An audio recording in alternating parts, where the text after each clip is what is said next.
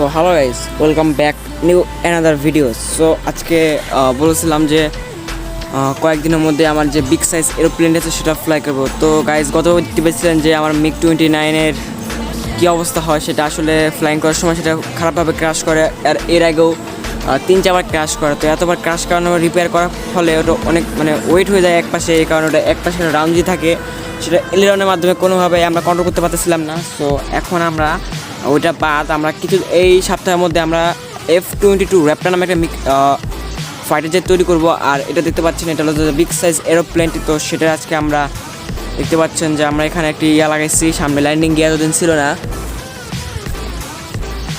সবাই দেখতে পাচ্ছেন এই যে আমার সেই কাঙ্ক্ষিত ল্যান্ডিং গিয়ার। এটা আসলে ওই যে পিভিসি শিটের যেগুলো থাকে, যে পিভিসি পাইপ আটকানোর জন্য বাউন্ডারি যে শিটের সাথে আমি হালকা কিছু একটু জুগার মেরে, যে এখানে দেখতে পাচ্ছেন যে খেলনা গাড়ির যে টায়ার থেকে ওটা লাগাই দিচ্ছি সাইকেলের স্পকের সাহায্যে। আপনারা হয়তো বুঝতেই পারতেছেন যেভাবে।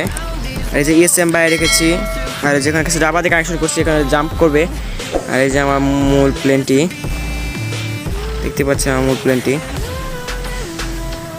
এক কথার প্লেনটিও অস্থির লেভেলের। আর এটা অনেক বড় সাইজ, আপনার হয়তো এই ভিডিওর মাধ্যমে কিছু বুঝবেন না, বাট এটা অনেক বড়।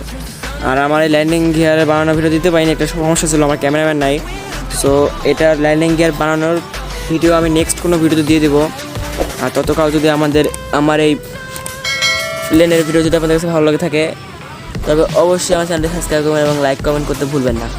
তো আসসালামু আলাইকুম।